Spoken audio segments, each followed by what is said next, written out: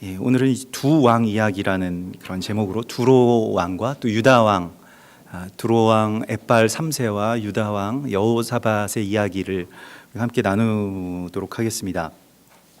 두로라고 하는 나라를 우리 성경에서 곳곳에서 이렇게 보게 되는데요. 예수님 시대에도 예수님께서 두로와 시돈 지방으로 이렇게 여행을 하셔서 거기에 그 수로보니게 여인을 만나시는 그러한 그 이야기도 우리가 만나게 되는데, 꽤 북쪽으로, 그러니까 이스라엘에서 꽤 북쪽으로 이렇게 올라간 곳이고, 역사를 살펴보면 이제 페니키아라고 하는 그 문명 왕국의 그 도시가 됩니다. 그러니까 그 수도가 바로 두로라고 하는 곳이고요. 근데 이 두로라고 하는 이름 자체가 이제 그 쇼르라고 하는 그 히브리어인데, 이것은 요새화하다, 그러니까 요새를 만들다, 요새처럼 짓다라고 하는 그런 뜻입니다. 그러니까 그 두로라고 하는 도시 자체는 아주 이 전쟁의 방비를 위해서 지어진 그런 도시입니다. 아주 천혜의 그러한 그 성읍이고요. 그래서 아무에게도 함락당한 적이 없는, 그러니까 이 함락당하려면 아주 훗날에 우리가 잘 아는 알렉산더 대왕에 의해서 함락을 당하긴 합니다만, 그 전까지는 함락을 당한 적이 없는데, 전쟁을 아예 하려고 하진 않았습니다. 주변 국가들에서. 왜냐하면 어차피 가봤자 이길 수 없다라고 하는 것이 뻔히 보이니까요. 병력의 차이가 아니라 두로라고 하는 그 성 자체가 이제 섬인데요. 이 육지에서 지금 이스라엘에서 이렇게 쭉 올라가다 보면, 그 지중해를 타고 쭉 올라가다 보면 거기에 이제 있는 한 작은 섬입니다. 근데 그 섬을 이제 깎아가지고 성을 만든 것이고요. 육지에서 한 700m 정도 떨어져 있는 곳인데, 이세벨도 여기 출신이고, 또 잘 아시는 그 한니발도 이쪽 지역 두로 출신이라고 이렇게 전해집니다. 그리고 여기에 왕에게 대하여서 지금 에스겔 선지자를 통해서 무언가를 선포하고 계시는데요. 실은 이제 1절에서 10절까지는 실제 두로 왕에 대해서, 두로 왕국과 두로 왕에 대한 심판의 경고가 있습니다. 그 이스라엘의 주변 국가들, 또 열국을 향한 하나님의 마음들이 선지자들을 통해서 부어지고, 듣는 자들이 지금 에스겔 선지자가 두로에 가서 지금 선포한 것이 아닙니다만은, 듣는 자들이 없다고 할지라도 그냥 하나님께서 이것을 선포하도록 하시죠. 그런데 조금 다른 것은, 그러니까 다른 선지자들도 그 이방 나라들에 대한, 또 이방의 왕에 대해서 예언을 하기도 하고 선포를 하기도 하고 경고를 하기도 합니다만은, 오늘 하나님께서는 에스겔 선지자를 통해서 두로 왕에게 애가를 지어서 불러라, 두로 왕에 대한 애가를 지어서 불러라라고 말을 합니다. 이 애가라고 하는 것은 너무 슬퍼서 노래가 나오게 되는 것이거든요. 그러니까 언어를 넘어선 슬픔이 두로 왕을 향한 하나님의 그 사무치는 마음을 그의 종을 통해서, 그의 종 이 에스겔을 통해서 부르게 하신 것입니다. 그러니까 이것은 하나님의 슬픔의 노래입니다. 에스겔이 두로 왕을 보고 뭐가 슬프겠어요? 여러분들 일본의 무슨 천황을 보고 우리가 슬픔의 노래를 부르고 딱하다라고 그렇게 그런 마음이 우리 가운데 부어지진 않을 것입니다. 그러니까 하나님의 마음이고, 또 하나님이 우리를 향해서 부르시는 노래라고 하는 것을 우리가 알아야 됩니다. 근데 두로 왕은 교만한 자의 표상으로 여기서 그려지고 있습니다. 이 교만이라고 하는 말이 성경에서 굉장히 여러 가지의 단어로 다 나오게 되는데, 한 30가지 정도의 단어가 있다고 합니다. 교만에 대해서요. 왜 그러냐면, 교만이라고 하는 것이 그 죄의 첫 머리가 됩니다. 그러니까 다른 죄들은 다 그 교만의 결과물, 혹은 교만의 자식들이라고 하는 것이죠. 그러니까 이 교만에서부터 다 죄들이 나오게 되는 것이거든요. 이 교만이라고 하는 것은 무엇이냐라고 하면, 성경이 공통적으로 그 30가지의 단어들을 다 공통적으로 가지고 있는 뜻이 한 가지가 있는데, 다 어딘가를 향해서 올라가다라고 하는 그런 뜻입니다. 하나님의 그 위치까지 올라가다, 우리가 바벨탑처럼요 이렇게 올라가려고 하는 그러한, 우리가 사실은 속성을 가지고 있습니다. 우리가 죄의 속성, 그리고 사람의 속성인데, 무엇인가 올라가서 다스리려고 하는, 그 교만의 속성을 우리가 가지고 있는데, 두로 왕에 대해서는 세 가지로 인해서 이 사람이 교만해졌다라고 말을 하고 있는데요. 지금 두로 왕이 벌써 이 엣바알 3세입니다. 그러니까 엣바알 1세가 이세벨의 아버지가 되고요. 뭐 2세는 뭐 이세벨이랑 그러면 뭐 형제지간이겠죠. 남매지간이겠습니다. 그리고 이제 엣바알 3세인데 다 바알의 예배자라고 하는 뜻을 갖고 있습니다. 이 에트라고 하는 것이 어떤 제사장, 사제 뭐 이런 뜻이기 때문에 당시에 이제 그 신정 일치 사회에서는 왕이 곧 뭐 제사장의 역할을 하는 경우도 굉장히 많이 있었죠. 이스라엘은 좀 다릅니다만은 제사장과 왕이 그 엄격하게 구별되어 있었습니다만은 그렇게 되는 것은 굉장히 그 전체 역사에서는 굉장히 오랜 후의 일이 됩니다. 그런데 이제 그 두로 왕을 바라볼 때 성경은 이렇게 증언을 하고 있는데 굉장히 지혜로운 사람이다라고 말을 하고 있습니다. 그러니까 그는 지혜가 충족한 사람, 지혜가 아주 풍성한 사람이라고 말을 하고 있습니다. 굉장히 똑똑한 사람이고요. 여러분들도 주변에서 똑똑한 사람들을 보시면 어떠신가요? 저도 똑똑한 사람들을 꽤 많이 만나기도 하고 뭐 알기도 하고 이렇게 보는데요. 근데 사실 이제 이렇게 여행을 하다 보면 또 해외를 이렇게 나가서 조금 살다 보면 뭐 아무튼 아시아의 여러 국가들이라든지 뭐 기회가 돼서 뭐 미국이든 뭐 여러 나라들을 가보게 되었는데 전반적으로 정말 한국 사람들이 굉장히 똑똑하구나 이걸 굉장히 많이 느끼게 됩니다. 정말 전체적으로 이 평균 이 지능이 굉장히 높지 않은가 이런 생각이 드는데 뭐 어디에 가서 뭐 물건을 사더라도 우리는 뭐 요즘에야 뭐 이렇게 이게 다 자동으로 바코드를 찍지만 예전까지만 해도 뭐 거스름돈이 얼마인지를 계산을 하고 이제 내주잖아요. 근데 그런 것들을 우리 거의 대부분 다 막힘없이 다들 어디에나 가든 어떤 가게나 가든 하는데 이제 뭐 미국이든 어디든 다른 나라를 가면 그 계산이 안 되는 거예요. 그래서 이미 이렇게 좀 보면 이분한테 내가 이 20달러짜리를 맡겨도 되나 이런 생각이 드는 거예요. 그러니까 분명히 계산 틀릴 텐데 그러면서 뭐 하나씩 또 세보고 또 하나씩 동전 쌓아보고 뭐 이렇게 해가지고 뭐 거슬러 주기도 하고 이런 모습들을 보면서 뭐 그런 모습뿐만이 아니라 다른 전반적인 그 대화들을 나눠보기도 하고 접해보기도 하면서 한국 사람들 정말 똑똑하구나. 그래서 어떻게 보면 똑똑해서 좀 문제구나 하는 생각도 많이 들더라고요. 왜냐하면 왜 그런지 아십니까? 우리는 굉장히 그 자기 주도성이 똑똑하기 때문에 자기 주도성이 굉장히 강하거든요. 미국에 가서 뭐 잠깐 어떤 무슨 이 극장에서 뭘 이렇게 대학교 극장에서 뭘 만드는 거를 아는 분이 뭐 거기서 일을 하고 있어가지고 잠깐 가서 이렇게 도와준 적이 있는데 뭐 이렇게 뭐 하여튼 테이프 같은 거를 이 바닥에다 붙이는 일이었습니다. 뭐 그게 어떤 뭐 가이드라인이 된다고 하더라고요. 뭐 배우들의 가이드라인이. 그래서 이렇게 쭉쭉 이렇게 잘라가지고 이렇게 붙이고 있는데 그렇게 하면 안 된다는 거예요. 왜 여기서부터 여기까지 그냥 쭉 잘라서 붙이면 되지 않느냐. 쭉 가면서 저는 붙이면 빨리 끝나지 않느냐 했더니 먼저 그 테이프들을 다 치수를 재서 잘라놓고 그 다음에 가서 붙여야 된다는 거예요.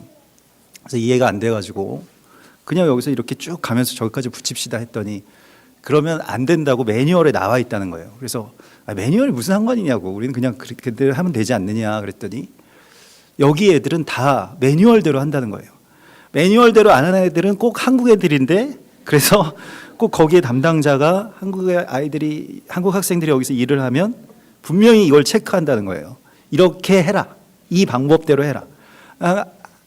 근데 한국 사람들은 너무 창의적인 방법으로 모든 것들을 다 자기 마음대로 하는데 그래서 무슨 전자제품 같은 게 국제적으로 우리나라에서 제일 먼저 런칭을 하는 이유가 뭔지 아십니까?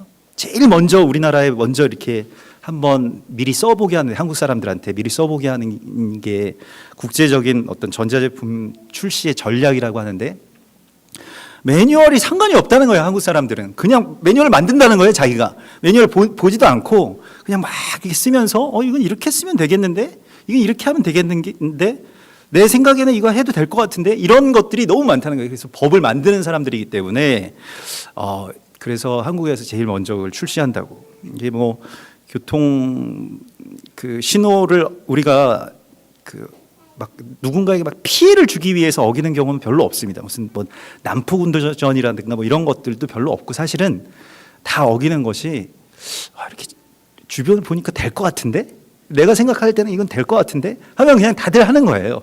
예, 그래서 법에 대한 또 어떤 그 규정이나 매뉴얼에 대한 어떤 생각들이 굉장히 다르다. 그러니까 이것은 뭐 법을 어기기 위한 것이 아니라 내가 보기에 되면 된다라고 이렇게 생각을 하는 그 똑똑함이 우리에게 있다는 것입니다. 굉장한 장점이기도 하고요. 또 어떤 면에서는 아주 치명적인 부분이기도 합니다. 굉장히 부끄러운 말씀입니다만은 그 언젠가 이제 고속도로를 타다가 옆에가 너무 텅텅 비어 있잖아요. 고속도로 전용 차선이. 근데 너무 꽉 막혔는데 한 번만 타도 괜찮을 것 같은 거예요. 제가 생각에.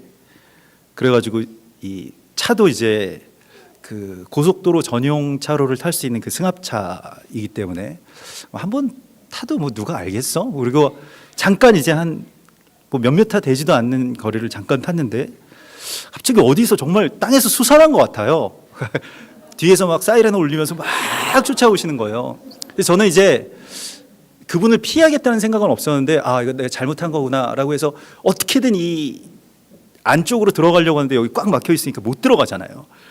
그러니까 본의 아니게 약간 추격전처럼 된 겁니다. 제가 너무 속도를 막 밟으면서 어디 찾아 들어갈 데가 없나 막 하면서 들어가니까 한참을 쫓아오시더니 이게 그 아무 말씀도 안 하시더라고요. 그냥 면허증을 달라고 그러셔서 저도 면허증을 드리고 뭐 그렇게 했습니다. 거기에서 정신을 차렸어야 되는데 또 그 다음에 이제 동네에 도착해가지고 동네니까요. 동네에는 다 보통 일반적으로 차선이 뭐 몇 개 되지도 않고 사람들도 별로 안 다니고 차도 별로 안 다닙니다. 그런데 그런 도로에서 그냥 비보호로 이렇게 좌회전을 했어요. 물론 뭐 비보호 좌회전 구역은 아니었습니다만 아무튼 비보호로 나는 자율적으로 좌회전을 할 수 있다. 차가 없고 사람도 없으니까요. 근데 갑자기 고속도로에나 다닐 법한 그 오토바이 타신 분이 있잖아요. 오토바이 순찰대, 고속도로 그 순찰대 있잖아요. 예전에 막 영화에 나오던 그분이 오시는 거예요. 그분이 우리 동네에서 제가 한 번도 본 적이 없거든요. 그분이 오시더니 뭐 어디 바쁜 데를 가시냐고. 그래서 아닙니다. 여기 우리 집인데 여기서 이게 좌회전을 하고 있었습니다. 그랬더니 그 규정상 어쩔 수 없다라고 하시면서 또 딱지를 끊으시더라고요. 그래서 그냥 감사하다고 법을 꼭 지켜야 되겠구나라고 하는 그런 생각을 하게 됐는데 더 황당한 것은 이제 그리고 뭐 제가 지난번에 대만에 갔다 오지 않았습니까? 대만에 갔다 온 사이에 뭐가 이렇게 쪽지가 날라와 있는 거예요. 경찰청에서. 그래서 봤더니 벌점이 뭐 40점 이상이 되면 면허가 그 정지가 된다라고 나오는 거예요. 그래서 그 기간 내에 이제 와서 이렇게 뭐 다른 절차를 받으셔야 이렇게 무면허를 방지할 수 있다라고 해가지고 봤더니 기간이 벌써 지난 거예요.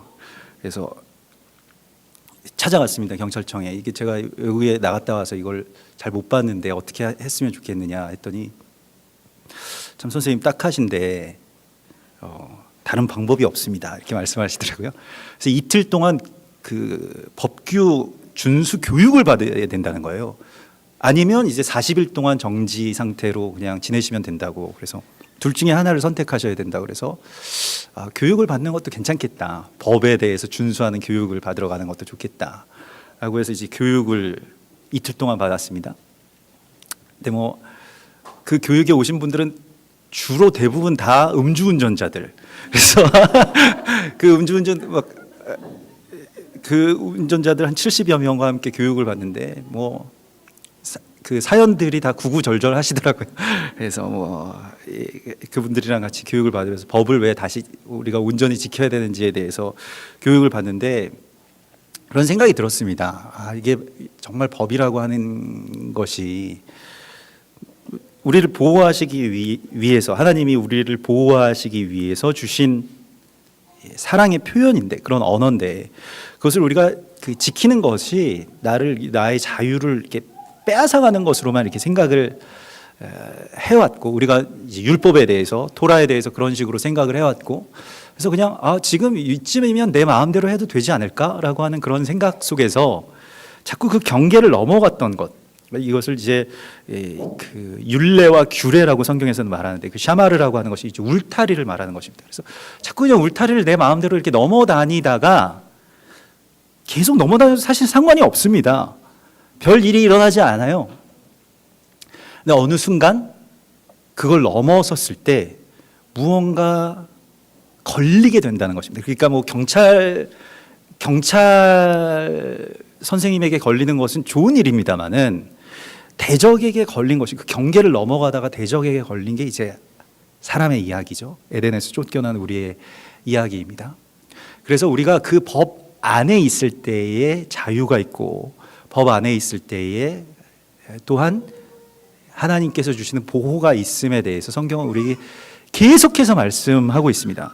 그런데 스스로 지혜롭다고 여기는 자의 특징이 무엇이냐면, 이게 교만이라고 하는 것은 그 위에 있다고 생각해요. 내가 법 위에 있기 때문에 법이 나의 어떤 기준과 편의에 의해서 그것을 내가 다룰 수 있다라고 생각하는 겁니다. 보니까 제가 그렇게 해왔더라고요. 뭐 교통법규뿐만이 아니라 하나님의 말씀의 법이라고 하는 것을 이렇게 얼마 동안 뭐 이렇게 진중하게, 정말로 이것을 준엄하게 그 말씀을 받아들일 수 있는 것, 그것에 대해서 계속해서 하나님께서는 우리에게 말씀하고 계셨더라는 것입니다. 여러 가지의 시그널을 보내고 계셨더라는 것이죠. 결국 작은 것이라고 할지라도, 성경에서는 사실은 십계명은 큰 법이고 다른 뭐 규례는 작은 법이다 이렇게 말씀하시지는 않았습니다. 다 같은 무게가 있습니다. 그래서 어떤 법이든지 간에 그것을 지키는 것은, 내가 그냥 뭘 지켜야 되니까 지키지, 이런 것은 우리 같은 사람들한테는 별로 이렇게 설득력이 없습니다. 내가 지켜야 되니까 지키는 거다.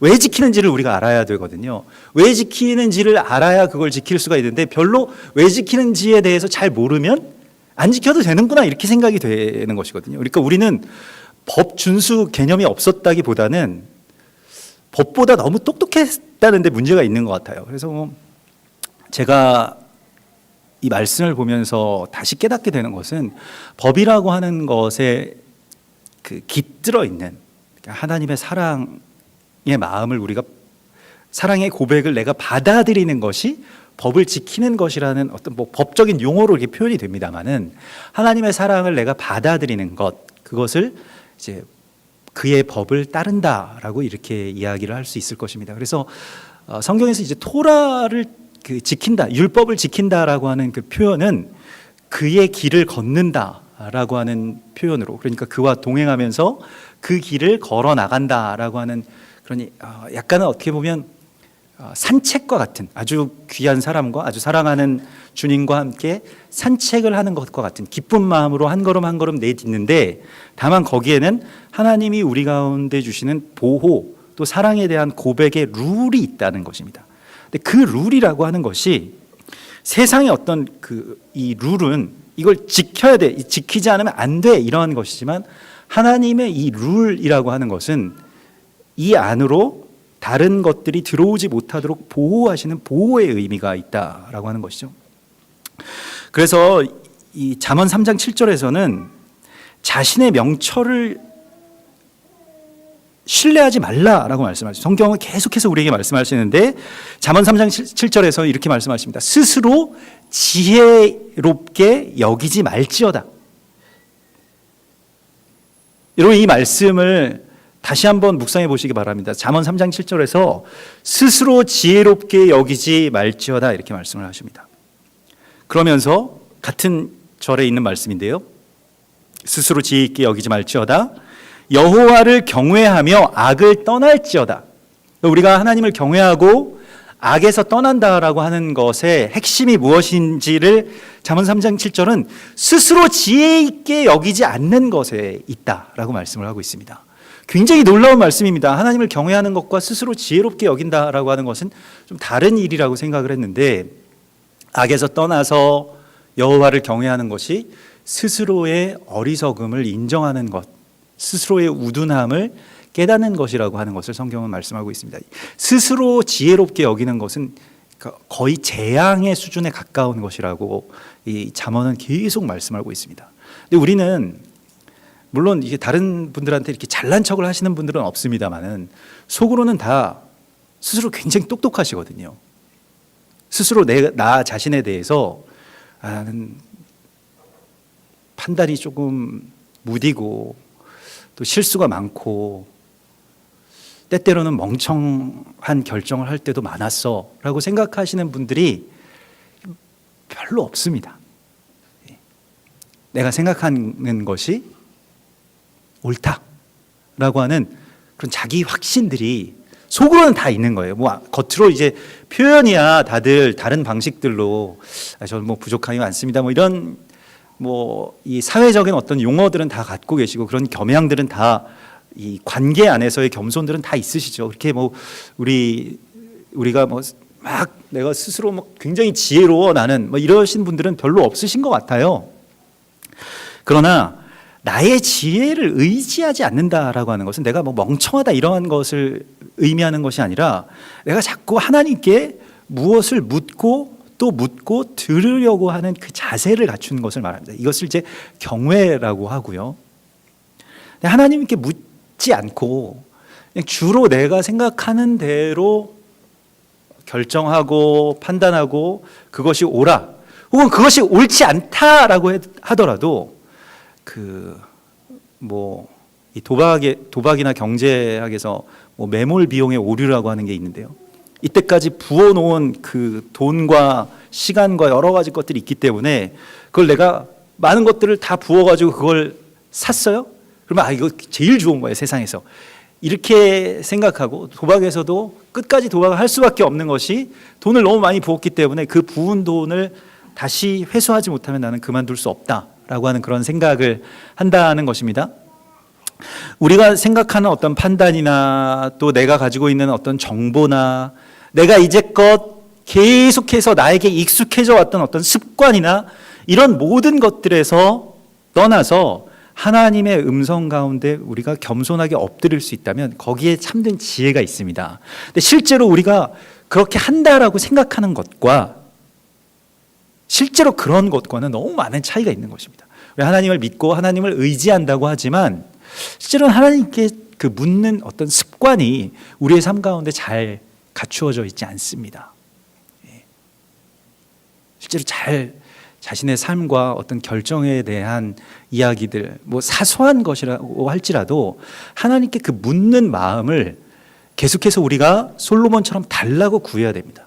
하나님 저에게 묻는 마음을 주십시오 라고 계속해서 구해야 됩니다. 우리가 핸디캡을 다루는 방법이기도 합니다. 자신의 열등감을 다루는 방식이기도 한데요. 우리가 살다 보면 이 결정이 옳은지 저 결정이 옳은지에 대해서 자신이 없잖아요. 어떤 분들은 그냥 자기 확신에 차서 자신감 있게 하시는 분들도 있고 어떤 분들은 그것 때문에 되게 고통스러워 하시는 분들도 있을 것입니다. 성경에서 오늘 이 두 왕 이외에 또 다른 아주 대비되는 두 왕의 이야기가 나오죠. 사울이라고 하는 왕과 다윗이라고 하는 왕입니다. 사울이라고 하는 왕은 굉장히 스펙이 좋았어요. 그래서 키도 크고 또 전과도 이게 이 전과라고 하는 것이 무슨 예전 전과가 아니라 그 전쟁에서의 무공도 화려했습니다. 사람들이 보기에 누구나 보기에 왕이라고 하는 생각을 갖게 되었습니다. 그러니까 사울은 계속 그 기대에 부응해야 된다라고 하는 부담이 있었던 것 같아요. 우리가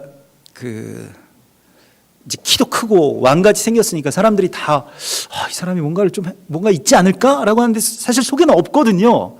너무 그것이 이제 불안한 거죠. 그 불안을 감추기 위해서 자신의 불안과 그 안에 사실은 속이 비었는데 사람들은 굉장히 우러러 보니까 실제 왕이 됐으니까요. 그러니까 거기서 결정을 자기가 결단 있게 내리고 무엇인가 그 안에서 자기 판단이 온전하게 서야 사람들이 나를 왕으로 인정해 주실 것이라고 하는 또한 그러한 불안감들이 결국 자신의 마음을 하나님으로부터 떨어지게 했습니다. 그리고 요새화 시켰다라고 하는 것이죠. 마치 오늘 두로 왕처럼요. 자기 결정의 확신 가운데 갇혀버리게 되는 거예요. 그리고 나중에 한 번씩 이렇게 생각합니다. 하나님도 그렇게 생각하실 것이다. 하나님도 내 편이다. 주로 이런 생각들이요. 저도 늘 날마다 하나님 앞에 이것에 대해서 감찰하게 해달라고 기도합니다. 제가 목사잖아요. 하나님을 믿어왔고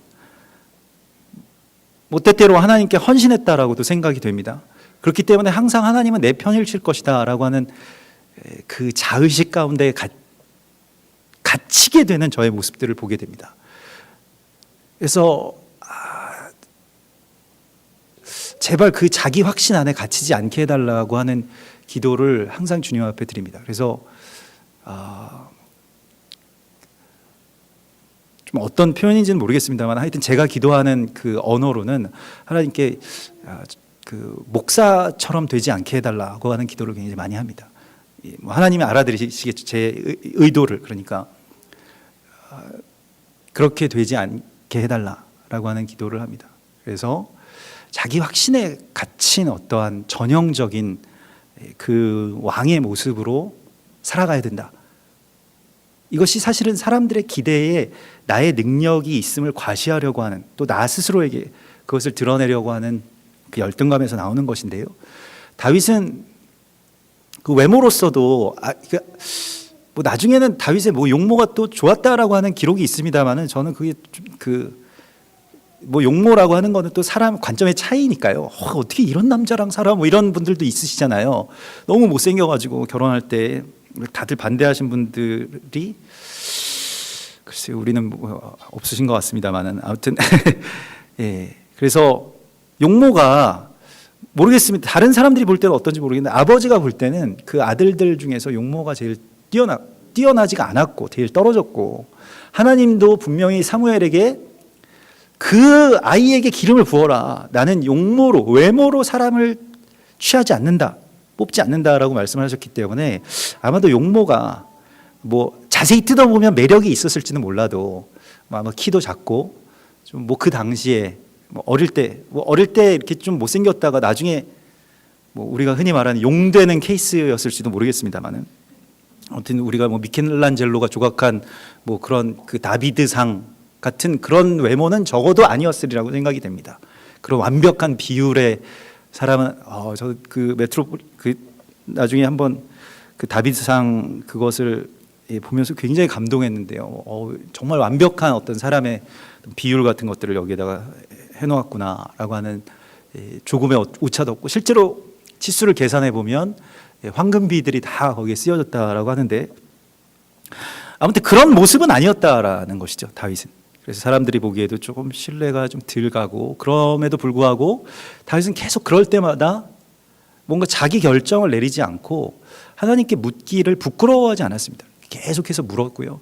전쟁에 나갈 때도 지휘관이 결단 있게 가자 이렇게 해서 나가면 참 좋은데, 있어 봐봐, 기도를 한번 해보자 라고 해서 하나님께 늘 묻고, 나가라고 하시는 말씀이 나올 때까지 그냥 이 전쟁이라고 하는 것은 때로는 속도전이기도 하지 않습니까? 대적이 무장을 할 수도 있고 이게 정보가 노출될 수도 있는데, 그런 것에서도 항상 그냥 결정을 하지 않고 하나님께 기다리는 것을 주저하지 않았다라고 하는 것입니다. 그래서 두로 왕의 그 교만이라고 하는 것은 사실은 자기 지혜의 이 올무에 걸린 것들을 말하고요. 실제로 우리가 예수를 믿으면서 이제 다시 생각해야 되겠는데, 여러분 예수 믿으면서 이렇게 내가 똑똑한 채로 예수를 믿겠다라고 하는 것에서 우리가 늘 날마다 벗어날 수 있게 해달라고 구해야 됩니다. 이것은 구해서 받는 것입니다. 사람의 어떤 성품과는 좀 다른 은사에 가까운 이야기들입니다. 여러분 다 똑똑하시죠? 우리가 다 사실은 똑똑합니다만은, 그 나의 어떤 지혜와 또 경험과 또 다른 모든 것들을 다 내려놓을 수 있는 그 예배자의 낮아짐 가운데로 들어가야 그 지혜가 내게 올 수 있는 것입니다. 근데 그것을 우리가 구해야 되는 것임을 성경은 우리에게 분명히 보여주시고 있습니다. 그런데 이 지금 두로왕은 엎친 데 덮친 격으로 똑똑한데 그 똑똑함을 가지고 뭘 했냐면 돈을 많이 벌었어요. 그래서 여기서 무역을 했다라고 이렇게 되어 있는데 많은 사람들과 이렇게 그 교통하면서 여기에서 이 무역이라고 하는 것이 이제 그 레콜라라고 하는데요. 이게 막 그 어떤 것을 가지고 막 돌아다닌다라고 하는 뜻입니다. 그런데 그 지혜를 가지고 두로라고 하는 그 지역에서 할 수 있는 아주 최고의 일들을 했는데요. 이 두로 뭐 사실은 가나안 지역 다 전체가 다 마찬가지인데 그 무역의 중심지가 될 수 있습니다. 그래서 잘만 그 머리를 쓰면요. 그래서 이 두로 왕이 머리를 쓴 것이 이 엣바알 1세부터 지금 엣바알 3세까지 뭘 하냐면 이스라엘을 붙들어야 된다라고 하는 것을 알고 있습니다. 이스라엘이라고 하는 것이 그 길목이 되거든요. 이스라엘을 붙들고 친 이스라엘이 되어야 돈을 벌 수 있다는 걸 압니다. 그래서 이스라엘의 엣바알 1세가 자기 딸을 이스라엘 왕 아합 왕에게 주잖아요. 아합 왕과 결혼을 시켜서 왕비를 만들고 뭐 그렇게 인척 관계를 해서 우리가 여기서 한번 손을 잡으면 아주 대박이다. 너무 크게 돈을 벌 수 있다라고 하는 것을 압니다. 그러니까 뭐 국제적인 무슨 정서, 뭐 우리가 이방 사람이고 이런 거 다 떠나서 당신이랑 나랑 손을 잡으면 돈을 어마어마하게 벌 수 있다. 그래서 실제로 굉장히 많이 벌었어요. 아합 왕 때 이스라엘이 그랬고요. 지금 엣바알 1세부터 3세까지는 엄청난 부가 축적이 됩니다. 왜 그러냐면 이 유럽이랑 아시아를 이어주는 또 아프리카와 저 북쪽 대륙을 이어주는 그 중간에 교역의 어떤 핵심이 사실은 이스라엘인데 이스라엘이 이제 이 열방의 아주 중심이죠. 세계 지도는 사실은 우리 뭐 한국에서 보는 세계 지도는 항상 한국이 가운데에 있습니다만은 뭐 지도는 뭐 보기 나름이니까요. 하지만은 그 전 세계 뭐 대륙이나 이런 걸 다 놓고 봤을 때 가운데가 이스라엘입니다. 그래서 항상 모든 제국들은 이스라엘을 차지하려고 했거든요. 핵심이기 때문에 세계를 지배하려고 하면 이스라엘을 차지해야 됩니다. 그 중심이 되기 때문에요. 지금도 그 지정학적인 위치는 그 무시할 수 없는 그런 이야기입니다. 굉장히 중요한, 무시할 수 있는 것이 아니라 굉장히 중요한 이야기인데 거기서 재물을 굉장히 많이 벌게 되고 그것 때문에 지혜와 돈이 만나게 되니까 어떻게 되냐면 자기가 하나님이 됩니다. 돈을 굉장히 많이 벌었는데 그 돈도 하나님이 도우셔서 번 돈이 아니라 그냥 자기가 똑똑해가지고 진짜 번 거예요. 굉장히 많은 돈을 만졌는데 오늘 4절의 말씀을 보면 그 28장 4절의 말씀을 보면 내 지혜와 총명으로 재물을 얻었다라고 말합니다. 지혜와 총명을 보통 재물을 얻는 데 쓰는 것이라고 우리도 생각을 하지 않습니까? 그러니까 공부해가지고 돈을 많이 번다라고 하는 것이 이제 공부를 많이 하면 뭐 돈을 많이 벌 수 있다. 뭐 안정적인 수익을 누릴 수 있다. 이런 것이 우리도 이렇게 생각인데 지혜와 재물이 엮여지게 되는 순간 교만이 일어나게 됩니다. 그래서 내 지혜와 내 무역으로 재물을 더하고 그 재물로 말미암아 내 마음이 교만해졌도다. 성경은 계속 복이라고 하는 것은 그 재물이 많이 없는 상태를 복이라고 계속 말씀하고 있습니다. 왜냐하면 많이 없어야 일단은 교만에서 벗어날 수 있고요. 많이 없어야 자유할 수 있기 때문이죠. 많이 있으면 많이 있는데 하나님을 계속 간절하게 찾는다라고 하는 것이 때때로 있을 수는 있다. 완전히 없는 건 아니다. 라고 예수님께서는 말씀을 하셨습니다만 우리 그 확률이 굉장히 낮은 것을 말씀하셨습니다. 그러니까 그 바늘 귀에 낙타가 들어가는 정도의 그런 확률로 그런 일들이 일어날 수 있다라고 말씀을 하시기 때문에요.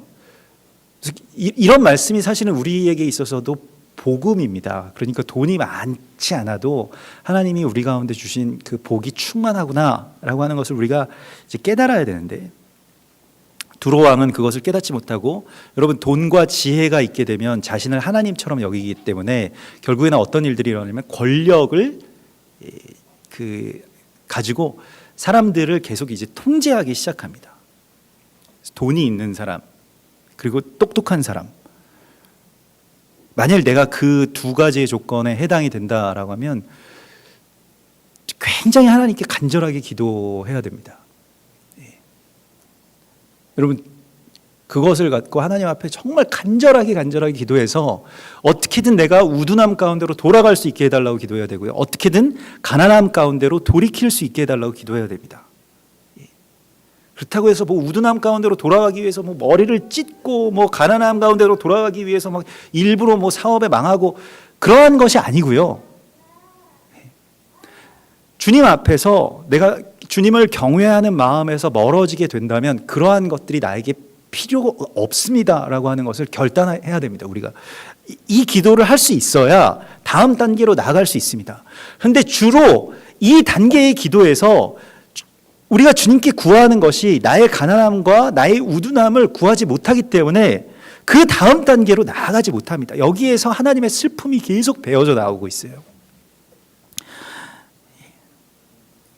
자기 요새, 돈과 자기 지혜라고 하는 그 요새에서 벗어나지 못하고 있고, 더 나아가서 그것이 자기 요새가 자기 교만이 되고 자기 요새가 자기 기만이 됩니다. 그래서 스스로도 내가 교만한 사람인 줄을 몰라요. 그냥 나는 하나님 잘 믿는 사람일 뿐이다 라고 생각을 하게 된다는 것입니다. 자기 기만에서 빠져나올 수 있으려면 정말 고통스러운 그 시간들이 필요하고요. 또 성령께서 우리를 내 안에서 끌어내 주셔야만 내가 나를 알 수 있습니다. 나만큼 나를 모르는 사람은 드물거든요. 내가 볼 수 없는 나의 모습이 너무 많은 거예요. 여러분들 스스로가 나를 잘 알고 있다라고 생각하시면 아주 큰 착각이 됩니다. 언제 한번 내가 나를 전체적으로 본 적이 있나요? 육체적으로도 그렇지 않습니까? 내 얼굴을 내가 보지 못하는 채로 살아가지 않습니까? 남들이 본 어딘가에 비춘 나의 상을 볼 뿐이지 나 스스로를 내가 찬찬히 한 번도 평생 살아가면서 볼 수가 없습니다. 보는 것도 굉장히 고통스러워하고요. 그래서 하나님께서는 애가를 지어서 말씀을 하시는데, 여기서 이 애가에서 두로 왕은 누구일까요? 13절의 말씀을 보면 네가 옛적에 하나님의 동산 에덴에 있었다라고 말합니다. 그리고 각종 보석으로 장식을 했다. 에덴에서 보석으로 장식한 사람, 보석이라고 하는 것도 굉장히 영적인 그런 의미인데, 이거는 보통 일반적으로 모든 보석의 특징은 그 변하지 않는다라는 특징이 있습니다. 굉장히 많은 압력과 많은 세월을 걸치면서 나오게 된 것인데, 그것은 다 변개함이 없는 빛을 가지고 있다라고 하는 그런 특징을 갖고 있습니다. 여기 모든 보석이 다 그렇습니다. 보석의 의미들이 다 있고 영적인 의미들이 있습니다만은 그것은 오늘 살피지는 않겠고요. 다만 동산 에덴에 있었던 존재다라고 말씀을 하고 있습니다. 누군가요? 에덴 동산에 있었던 왕과 같은 존재는요? 아담일 것입니다. 아담이라고 생각하는 분들은 이제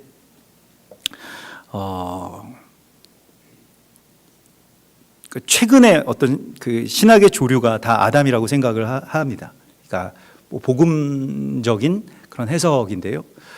또 다른 사람은 그 이전까지는 뭐 옛날 초대 그런 어떤 교부들이나 또 혹은 우리가 뭐 세대주의라고 불리워지는 많은 사람들은 이 다음 절을 보고 이 존재가, 이 두로 왕이라고 하는 그 어떤 상징적인 존재가 사탄일 것이다 이렇게 생각을 하기도 합니다.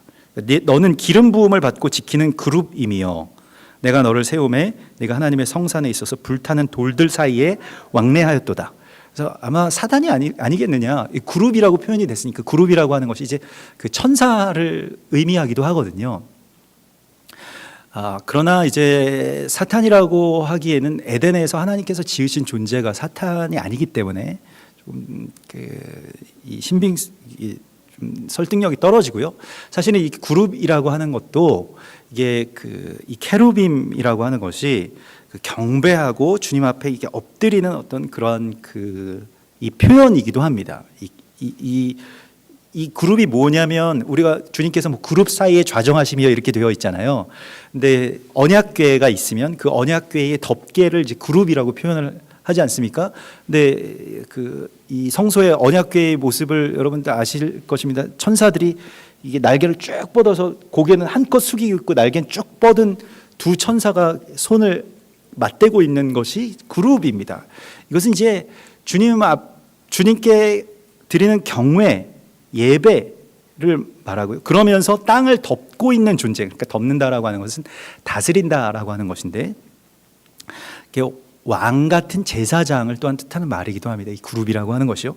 그렇기 때문에 오늘 이 말씀에서는 이 사람, 곧 땅을 정복하고 땅을 다스릴 왕의 존재로서 지음을 받은 이 에덴의 왕, 하나님의 성산을 지킬 자의 이름, 곧 사람을 그렇게 하나님께서 말씀하신 것입니다. 우리에 대한 말씀이고요. 그래서 우리에게 말씀하시는 것은 너희가 이런 모든 것들 때문에 너희의 지혜와 또 너희에게 들어온 재물과 그러한 것들 때문에 너희가 교만하게 되고 스스로 하나님이 되어버렸다. 그래서 어떤 일들이 일어났냐면요, 어떻게 되었습니까? 이들에 대한 슬픔이, 우리에 대한 슬픔이 하나님 무엇이냐면 네가 스스로 하나님 되어서 하나님을 잃었다라고 하는 그런 슬픔입니다. 그래서 주님을 경외하며 주님께 물으며 주님께 다스려야 되는 이 왕의 이 위치에서 너를 끌어내리겠다라고 하나님 말씀을 하시고 있는 것이죠. 로마서 5장 17절에 한 사람의 범죄로 말미암아 사망이 그 한 사람을 통하여 왕노릇하였은즉 더욱 은혜와 의의 선물을 받은 우리들은 한 분 예수 그리스도를 통해서 생명 안에서 왕노릇하리로다, 이렇게 말씀을 하십니다. 하나님께서는 우리를 다시 이제 왕노릇하기 위해서 지금 회복시키시겠다라고 약속을 하시고 있습니다. 여러분, 우리가 우리의 삶 가운데서 회복이라고 하는 것은 자기가 그냥 내가 좀 기분이 좋아지고 다른 것들에서 벗어나고 이러한 것이 아니라, 참된 회복을 하는 것은 하나님이 우리를 창조하신 그 목적이 회복되는 것입니다. 우리가 왕노릇하게 되는 것인데 땅을 다스릴 이 왕의 사명이 우리 가운데 있다라고 말씀을 하십니다. 그래서 두로처럼 이제 우리가 왕노릇을 하지 아니하고 누구처럼 왕노릇을 하라고 말씀하시냐면 여호사밧처럼 왕노릇을 하라고 말씀을 하시고 있습니다. 그 역대하 17장의 말씀이 이제 사실은 우리에게 주시는 답이 되는데요, 우리는 스스로를 왕이라고 생각을 잘 안 하고 싶습니다. 여러분, 그렇지 않습니까? 나는 왕이다 이렇게 말씀하시는 분들은 없으시죠? 예. 나는 우리 집의 왕이야 라고 말씀하시는 그런 남자분들은 이제 없으실 겁니다. 내가 여기에 왕이야, 내가 다스려, 이렇게 말씀하시는 분들은 없으실 겁니다. 그러나 그 왕으로서의 왕이라고 하는 것은 우리가 오늘날에도 왕관에 무게가 있다라고 말하지 않습니까? 내가 그만한 권한이 있으면 그만한 또한 책임이 있는 것이죠. 그런데 그렇기 때문에 우리가 스스로를 왕이라고는 잘 말하지 않지만은, 그러나 계속 왕 노릇은 합니다. 왕 노릇이라고 하는 것은 결국 무엇에 대해서 내가 판단하고 결정하는 그 행위 자체에 있는 것입니다. 노예는, 왕이 아닌 자는 자기 생각을 가질 수가 없게 되어 있습니다. 그런데 우리는 하나님이 특별히 우리에게 자기 생각을 갖도록 만들어 주셨다라고 하는 것입니다. 천사나 아니면 다른 피조물들처럼 하나님이 다스리시는 데에 따라서 그냥 무조건적인 순종을 하도록 지으신 것이 아니라 일종의 위임을 하시면 왕 노릇을 할 수 있게끔 지으셨다는 것입니다. 거기에 우리의 생각과 우리의 판단과 또 더 나아가서 결단이라고 하는 것이 삶 가운데 있도록 주님이 지으셨기 때문에 왕 노릇을 한다는 게 참 어렵습니다. 왕 노릇을 안 할 수가 없고요. 차라리 그냥 왕 노릇을 하지 말아라, 그냥 노예로 살아라, 이러면 참 좋을 텐데 그것도 아닌 거예요. 왕 노릇을 또한 해야 되는 상황이 된 겁니다. 그때에 여호사밧이 대신하여 왕이 되어, 우리가 이 역대하 17장 1절에서 19절 말씀 이 말씀 같이 읽겠습니다.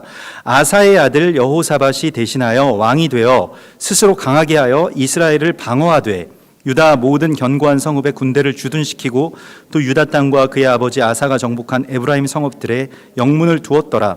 여호와께서 여호사밧과 함께 하셨으니 이는 그가 그의 조상 다윗의 처음 길로 행하여 바알들에게 구하지 아니하고 오직 그의 아버지의 하나님께 구하며 그의 계명을 행하고 이스라엘의 행위를 따르지 아니하였음이라. 그러므로 여호와께서 나라를 그의 손에서 견고하게 하심에 유다 무리가 여호사밧에게 예물을 드렸으므로 그가 부귀와 영광을 크게 떨쳤더라. 그가 전심으로 여호와의 길을 걸어 산당들과 아세라 목상들도 유다에서 제거하였더라. 그가 왕위에 있은 지 3년에 그의 방백들 벤하엘과 오바댜와 스가리아와 느다넬과 미가야를 보내어 유다 여러 성읍에 가서 가르치게 하고 또 그들과 함께 레위 사람 스마야와 느다냐와 스바댜와 아사헬과 스미라못과 여호나단과 아도니아와 도비아와 도바도니아 등 레위 사람을 보내고 또 저희와 함께 제사장 엘리사마와 여호람을 보내었더니 그들이 여호와의 율법책을 가지고 유다에서 가르치고 그 모든 유다 성읍들로 두루 다니며 백성들을 가르쳤더라. 여호와께서 유다 사방의 모든 나라에 두려움을 주사 여호사밧과 싸우지 못하게 하심에 블레셋 사람들 중에서는 여호사밧에게 예물을 드리며 은으로 조공을 바쳤고 아라비아 사람들도 짐승 떼 곧 순양 7,700마리와 순염소 7,700마리를 드렸더라. 여호사밧이 점점 강대하여 유다의 견고한 요새와 국고성을 건축하고 유다 여러 성에 공사를 많이 하고 또 예루살렘에 크게 용맹스러운 군사를 두었으니 군사의 수요가 그들의 족속대로 이러하니라. 유다에 속한 천부장 중에는 아드나가 으뜸이 되어 큰 용사 30만 명을 거느렸고 그 다음은 지휘관 여호와 하나니니 28만 명을 거느렸고 그 다음은 시그리의 아들 아마시아니 그는 자기를 여호와께 드린 자라.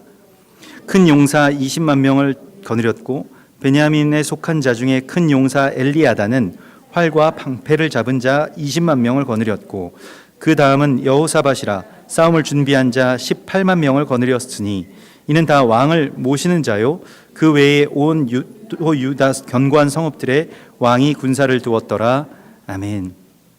이 여호사밧은 그냥 이름 자체에서 이 엣바알이라고 하는 이름과 완전히 반대되는 이름인데요. 엣바알은 이제 바알의 예배자라고 하는 뜻이라고 하면 여호사밧은 여호와께서 샤파트가 되신다라고 하는 뜻입니다. 우리가 지난주에 토라 포션의 말씀이 이 쇼프팀이라고 하는 말씀이었는데요. 이 쇼프팀이 재판관, 재판장이라고 하는 뜻입니다. 그것이 샤파트인데요.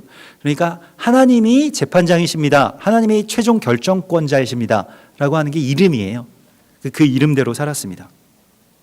열왕기상 3장 10절에 솔로몬이 구한 것이 바로 이것입니다. 누가 주의 이 많은 백성을 재판할 수 있습니까?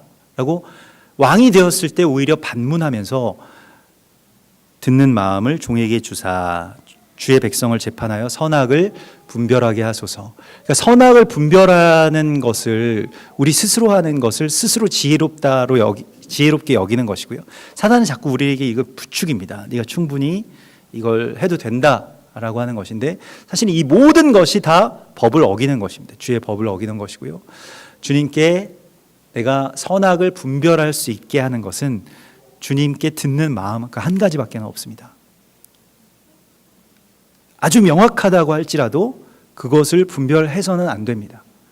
많은 사람들이 자기 의에 갇힌 선악의 분별법으로 분별하다가 하나님께 큰 책망을 받거나 심판을 받습니다. 예수님을 죽이고 초대교회의 성도들을 핍박한 그 모든 사람들은 다 하나님을 위해서 그렇게 했습니다. 그리고 그것이 다 끝까지 옳다고 생각을 했습니다. 우리가 예수님을 죽이는 자리에 간다라고 하는 것이 내가 스스로 지금 그걸 알지 못하는 상황 가운데서 갈 수 있다라고 하는 것은 굉장히 두렵고 떨리는 이야기입니다. 우리 앞에 그런 일들이 일어날 수 있고 그렇기 때문에 내가 표면적으로 보이는 것을 나의 지혜로 판단하지 않게 해달라고 하는 기도를 주님 앞에 계속해서 드려야 되는데 그것의 표상이 여호사밧입니다. 오늘 이 3절의 말씀을 보면 여호와께서 여호사밧과 함께 하셨으니 왜 함께 하셨을까요? 이는 그가 그의 조상 다윗의 처음 길로 행하여 바알들에게 구하지 아니하였다라고 말하고 있습니다. 왜 그러냐면요. 지금 여호사밧 시대에 어떤 일이 있냐면 우리 아까 말씀드린 것과 같이 여호사밧 시대의 아합 왕이 이스라엘에서 아주 그 북이스라엘에서 굉장히 잘하고 있습니다. 이게 왜냐하면 라이벌이거든요. 같은 민족인데 누가 더 잘 사냐, 누가 더 강성하냐. 이게 우리도 지금 남한과 북한으로 나눠져 있습니다만, 우리가 지금 한 가지 그래도 자존심을 가지고 있는 것은 우리가 북한보다 잘 산다라고 하는 그 한 가지이지 않습니까? 근데 여호사밧이 즉위했을 때 이스라엘이 너무 부자가 되니까요. 이스라엘이 지금 아합 왕이 그 자기 한 몸 희생해서 이세벨과 결혼을 해서, 이세벨이 굉장히 무서운 여자죠. 근데 그 여자와 결혼해서 하자는 대로 다 해줬어요. 왜냐면 너무, 말하자면 지금 재벌집에 뭐 대릴 사회로 들어간 사위나 마찬가지입니다. 그거 잘 해주면, 그 말만 잘 들으면 항구를 확보할 수 있기 때문에 두로항을 쓸 수 있다는 것은 이스라엘에게는 완전히 너무너무 대박인 일이기 때문에, 이스라엘에는 항구가 없지만 두로의 항구를 이용할 수 있다라고 하는 것 때문에 굉장히 많은, 왜냐하면 그 항구를 이용하게 되면 뭐 무서울 게 없는 겁니다. 돈 너무 많이 벌게 되는 건데요. 근데 그런 일들을 하니까 여호사밧이 볼 때는, 야, 저쪽이랑 우리도 손을 잡아야 되나, 이런 생각을 할 수 있지 않겠어요?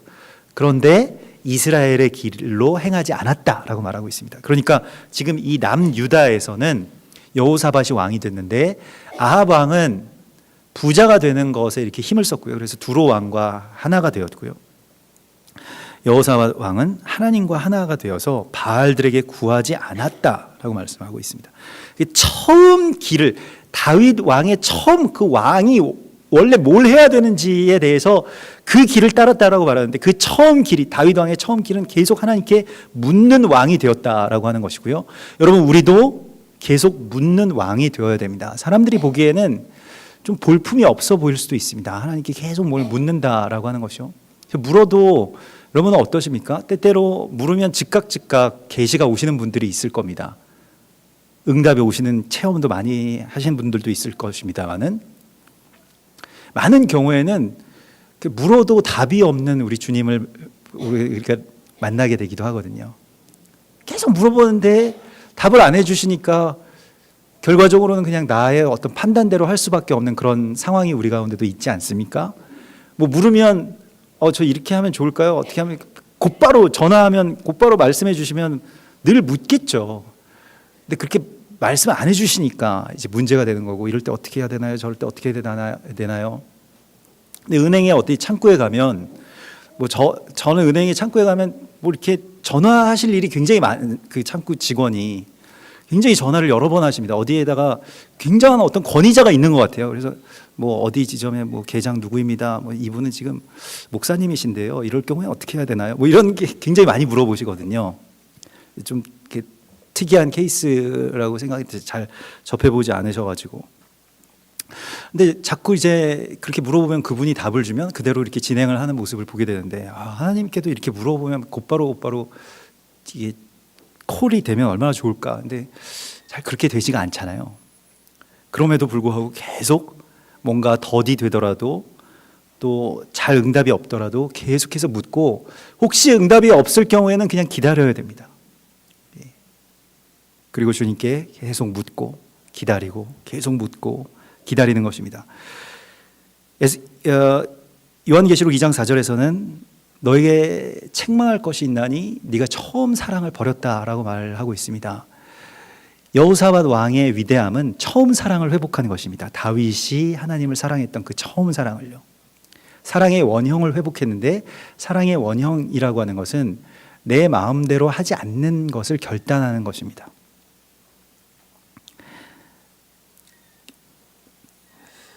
에스겔서 28장에 아까 전에 우리가 읽었던 이 두로 왕의 그 본문을 보면, 28장 15절의 말씀을 보면, 네가 지음 받던 날로부터 내 모든 길에 완전하였지만 마침내 내게서 불의가 드러났다. 이때까지는 굉장히 잘했는데요. 두로 왕도, 두로 왕이라고 불리워졌던 사람, 우리를 말할 것입니다. 어느 지점에서 이 흐름이 끊기고 나의 자의가 그 모든 하나님의 뜻 위에, 법 위에 있게 되는 그 순간부터 우리가 무너지게 된 것인데, 문제는 자기가 그걸 몰랐다는 데 있습니다. 근데 오늘 역대하 17장의 이 여호사밧의 이야기 속에서는 오늘 4절의 말씀을 보십시오. 그의 아버지의 하나님께 구하며, 바알에게 구하지 않고요, 아버지 하나님께 구하고요, 그의 계명을 행하고 이스라엘의 행위를 따르지 아니하였다. 하나님께 묻고 그의 계명을 따르는데 힘을 쏟았습니다. 그래서 어떻게 하냐면요, 역대하 17장 오늘 6절의 말씀을 보면 그가 전심으로 여호와의 길을 걸었다라고 말하고 있습니다. 이 전심이라고 하는 것이 포인트인데요, 뭔가 잔재를 남겨두지 않았다라고 하는 것을 말합니다. 세상의 왕들, 세상의 사람들은 하나님이 도우시지 않아도 살아갈 수 있는 잔재를 남깁니다. 그게 돈이든 그게 자신의 지혜든 경력이든 능력이든 뭐든 간에 아무튼 그걸 가지고 살고 싶어 합니다마는, 그것을 성경에서는 산당과 또 아세라상으로 이렇게 표현하고 있습니다. 산당과 아세라는 결국에는 전심이 아닌 상태를 말합니다. 뭔가 마음에 어떤 남은 잔재를 말하는 것이죠. 그런데 여호사밧은 마음을 다하여 일부가 아닌 전부를 하나님께 드릴 수 있었고요, 하나님 외에 다른 거 하나씩을 걸쳐두는 그런 행위를 하지 않았다라고 하는 것을 말합니다. 우리에게도 이것이 필요한데요, 산당과 아세라상을 헐고 제거하는 이 일이 우리에게 필요합니다. 이 사도행전 27장에 보면 바울이 로마로 항해할 때 그 배를 타고 가다가 나중에 배의 그 전문가들이라고 일컬어지는 뱃사람들이 다 뛰어내리고 막 탈출하는 사건들이 벌어집니다. 뭐 그러면서 거기에서 원래는 뱃사람들이 제일 전문가고요, 뱃사람들이 이제 배를 포기하고 떠나야 된다라고 생각을 하고, 로마 군인들은 죄수를 로마까지 이송을 해야 되기 때문에 만약에 죄수들이 다 여기서 도망가면 자기네 다 죽는다, 안 된다라고 이야기를 합니다. 막 지휘권에 혼란이 오는데 그때 누가 그 배의 선장의 역할을 맡게 되냐면 바울이 맡게 됩니다. 기도하는 사람이 맡게 되는데요, 바울이 하나님의 계시를 받아서 거기서 갑자기 선장이 됩니다. 그래서 어떤 일을 하냐면, 선장이 되었을 때 뭘 하냐면, 우리 먹을 것 다른 짐들을 다 버리자라고 해서 그걸 다 버립니다. 배에서 태풍이 막 유라굴로라고 하는 광풍이 불어올 때 먹을 거랑 그 다음에 여기서 실어 나르면 돈이 되는 그런 모든 것들을 다 버립니다. 그리고 그 다음에 어떻게 하냐면 이 구명보트를 내릴 수 있는 거룻줄이라고 하는 것을 다 끊어버리라고 말합니다. 그래서 로마 군인들이 거룻줄을 다 끊어버립니다. 이건 구명정을 말하는 거거든요. 그래서 이 배에서 누구도 도망갈 수 없고 이제는 이 배에서 우리가 버티고 살아야 된다라고 하는 것으로 말 그대로 배수의 진을 치는 것이죠. 우리가 하나님 믿을 때 이게 굉장히 필요한데요, 우리에게 남은 거룻줄이 있는 거예요. 그게 산당이든 뭐 아세라상이든 아무튼 내가 그걸 섬긴다라고 생각을 하지 않았지만 뭔가 하나님 외에 믿는 구석이 뭔가 있는 거예요. 뭐라도 하나 두고 싶은 거예요. 그런데 그 마지막 지점이 끊어져야 전심이 되게 됩니다. 나를 전심으로 하나님께 드리지 못하게 하는 무언가가 우리에게 있습니다. 그게 뭐 나의 어떤 판단이든 계획이든 이성이든 무엇이든 간에 그것을 우리가 끊어낼 수 있다라고 하는 것은 대단한 결단이고 대단한 은혜 안에서만 가능한 일입니다. 주님이 우리의 삶 가운데 그 이야기들을 허락해 주시기를 우리가 같이 구하십시다. 여러분 분명히 아멘 하셨습니다. 근데 그런 이야기들이 우리의 삶 가운데 펼쳐진다는 것은 일종의 이 세상에 대한 어떤 파산과도 같은 일이기 때문에요, 어쩌면 그것을 우리가 두려워하는 일일 수도 있을 것입니다. 누구나 자기 통제에서 자기 삶이 벗어나는 것을 원하지 않습니다. 그러나 하나님을 믿는 사람들만 그것을 구합니다. 하나님을 믿는 사람들만 자기 통제의 이 거룻줄을 끊어버리고 마지막 지점에서 오직 하나님께 내가 전심으로 하나님만을 의지하겠다라고 하는 선포를 하게 됩니다. 여러분 하나님 믿을 때 많은 다른 구명정들을 두지 마십시오.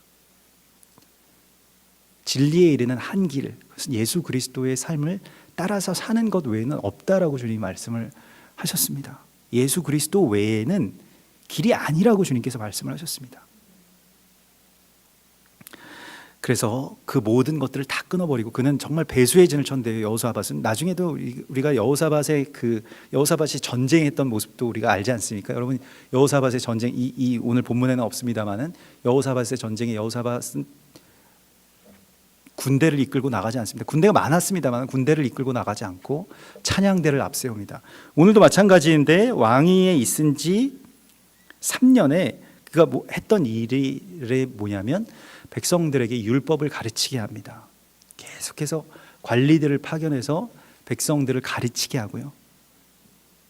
그리고 레위인들과 제사장을 파송해서 백성들이 예배자가 되도록 합니다. 그랬을 때 어떤 일이 일어납니까? 그는 그것에 집중합니다. 그랬을 때 전쟁을 하지 않았는데 블레셋 사람들, 지금으로 치면 이제 팔레스타인 사람들인데요.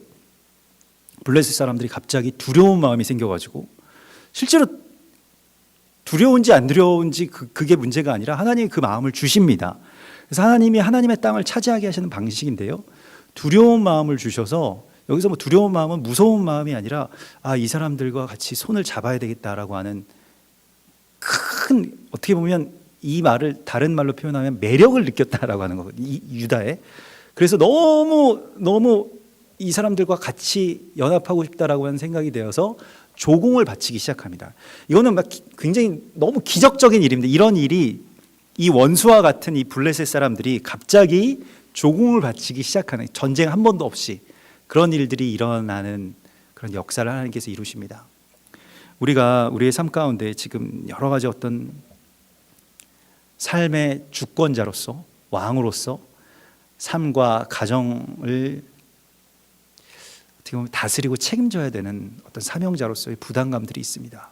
그래서 어떻게 할 것인가, 또 우리 공동체를, 또 우리 가정을, 또 나의 삶을 어떻게 할 것인가 라고 하는 그 자기 통제 안에서의 이 왕노릇이 아닌, 하나님이 우리에게 맡겨주신 것을 우리가 전심으로 애통해하면서 위에서 구하고 묻고 또 묻고 또 하나님께 맡겨드리는 이러한 여호사밧과 같은 왕이 될 때, 하나님께서 참된 승리를 우리의 삶 가운데, 우리가 이전에 누리지 못했던 그 참된 승리를 우리의 삶 가운데 허락하시겠다고 약속하십니다. 우리 같이 기도하겠습니다.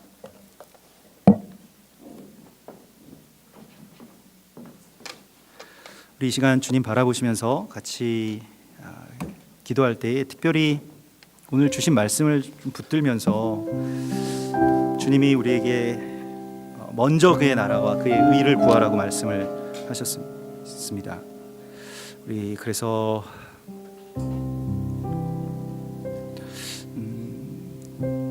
정말로 주님의 마음이 나에게 부어지게 하여 주시고, 또 주님의 생각이